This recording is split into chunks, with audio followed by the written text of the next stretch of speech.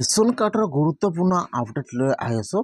যদি আপোনালোকৰ ration card আছে তেনেহ'লে কিন্তু আপোনালোকৰ কাৰণে এইটো ভিডিঅ' হয়।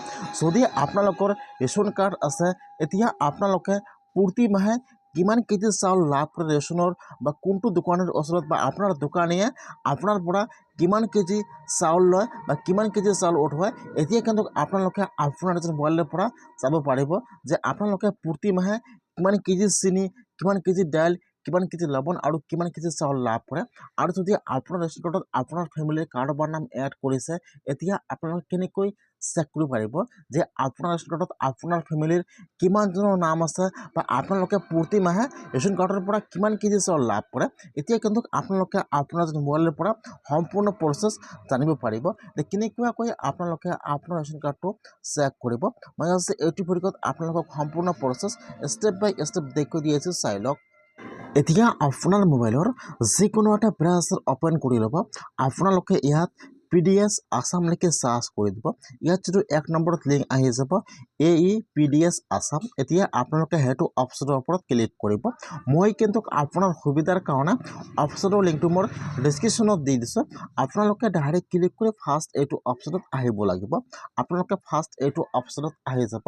এইটো অপশ্যনত অহাৰ পিছত ইয়াত চাব এইফালে চাব দিয়া আছে ৰিপৰ্টৰ অপশ্যন দিয়া আছে। ইয়াত চাব 4 নম্বৰত দিয়া থাকিব RC ডিটেইলছ। এতিয়া আপোনালোকে ইয়াৰ পৰা এইটো অপশ্যনৰ ওপৰত ক্লিক কৰিব RC ডিটেইলছ। ইয়াত চাব 4 নম্বৰত দিয়া থাকিব RC ডিটেইলছ। এতিয়া আপোনালোকে সেইটো অপশ্যনৰ ওপৰত ক্লিক কৰিব RC ডিটেইলছ। এতিয়া কিন্তু আপোনাৰ ওচৰত আৰু এটা নতুন পেজ ইয়াত আহি যাব এনেকুৱাকৈ। এতিয়া আপোনালোকে ফাৰ্ষ্ট চাব ইয়াত দি আছে। এতিয়া আপোনালোকে কোন মাহৰ চাউল লাভ কৰা নাই বা আপোনালোকে ইয়াৰ পৰা কিন্তু সকলো মাহ চেক কৰিব পাৰিব। ইয়াত চাব ইয়াত দিয়া আছে।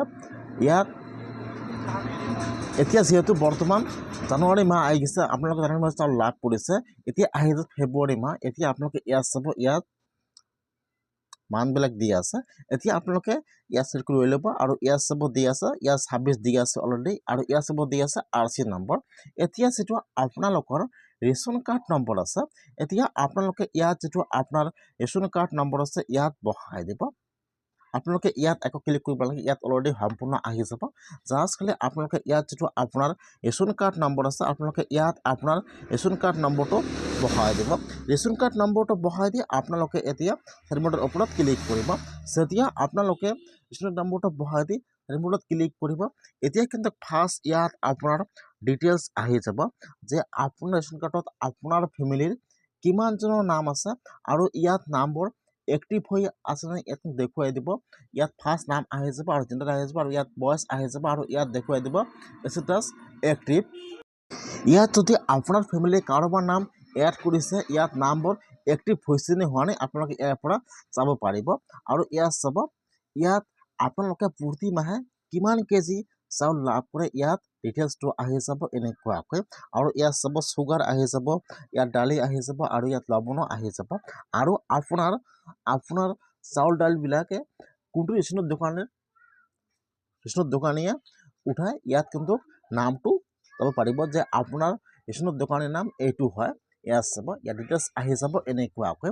যদি আপোনাৰ ফেমিলি কাৰোবাৰ নাম এড কৰিছে বা কাৰোবাৰ নাম এক্টিভ হোৱা নাই আপোনালোকে ইয়াৰ পৰা আজিয়ে চাউল এক্টিভ হৈছে নে হোৱা নাই আৰু আপোনালোকে প্ৰতি মাহে কিমান কেজি চাউল লাভ কৰে আৰু বৰ্তমান চাউলটো উঠাইছে নে উঠোৱা নাই এইটো আপোনালোকে ইয়াৰ পৰা সম্পূৰ্ণ প্ৰচেছ জানিব পাৰিব।